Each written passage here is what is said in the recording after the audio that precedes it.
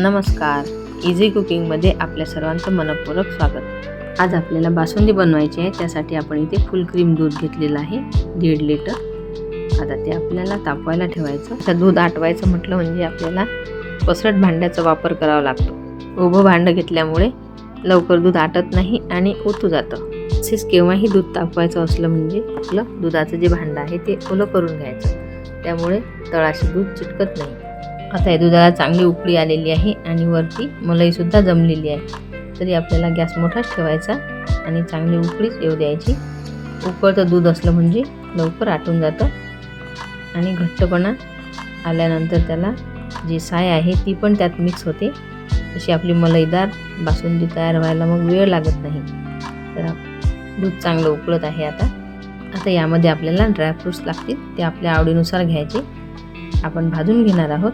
भाजल्यानंतर त्याला जाडसर भरड करा किंवा मग बारीक तुकडे किंवा पातळ काप केले तरी चालतील।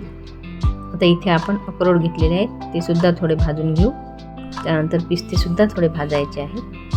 काजू, बदाम, चारोळी आणि विलायची सुद्धा आपण थोडी गरम करू, कारण त्यातले दाणे जे आहेत ते छान बारीक केले जातात। तसेच जायफळ सुद्धा लागेल। सर्व ड्रायफ्रूट्स आपल्या आवडीनुसार घालू शकतो आपण, जे आवडले ते, किंवा सर्वच घाला, छान लागतात। इथे आपण काही भाजून घेतले, त्याची आपण थोडी जाडसर भरड करणार आहोत आणि हे जे कच्चे आहेत त्याची आपण अशी पातळ काप करून घेतलेले आहेत। असे सुद्धा छान लागतात, परंतु कोणाला पावडर आवडते म्हणून मग थोडी पावडर सुद्धा घेतलेली आहे, नाहीतर असे तुकडेच बासुंदीमध्ये असतात शक्यतोवर। आता हे जायफळ किसून घेतलेलं आहे आणि विलायची सुद्धा कुटून घेतलेली आहे, याची सुद्धा ही पावडर केली।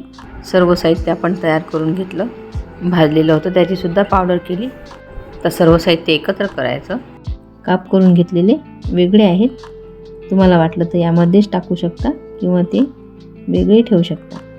तसेच वरून सजवायला सुद्धा आपल्याला ड्रायफ्रूट्स लागतील।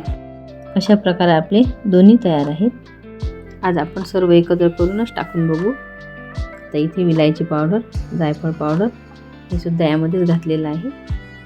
ते सर्व एकत्र झालेली पावडर अशी जर आपली तयार असली तर आपण केव्हाही बासुंदी करू शकतो। थोडंसं दूध आटवलं म्हणजे आपलं लगेच साहित्य घातलं, चवीनुसार साखर घातली म्हणजे आपली बासुंदी तयार होते। आता दूध सुद्धा आटत आलेलं आहे। आता थोड्या दुधात आपण केशर भिजत घातलेलं होतं, ते सुद्धा छान रंग आलेला आहे। आता इथे साखर आपल्या आवडीनुसार घ्यायची। तसं तर दूध आटवल्यामुळे दुधालाच गोडवा निर्माण होतो। ज्यांना शुगर आहे त्यांनी साखर नाही वापरली तरी चालेल।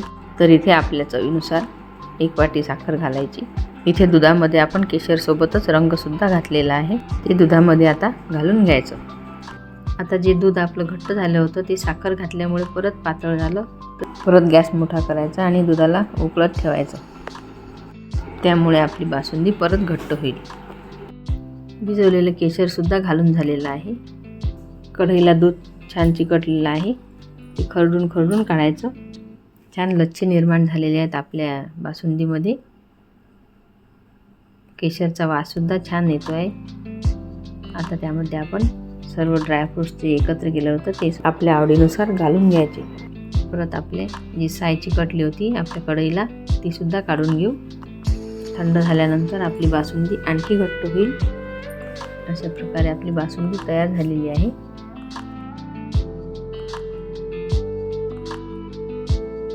तुम्हाला हवं तर यामध्ये तुम्ही मनुके सुद्धा घालू शकता, परंतु ते गरम असताना नाही घालायचे, ते आंबट असतात, त्यामुळे आपली बासुंदी खराब होण्याची शक्यता असते।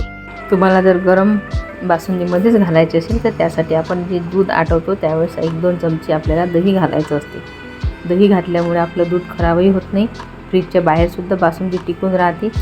दही घातल्यामुळे हे दूध फाटतसुद्धा नाही। मात्र दही अशा पद्धतीने घालायचं, थोडंसं टाकायचं आणि चांगलं मिक्स होऊ द्यायचं।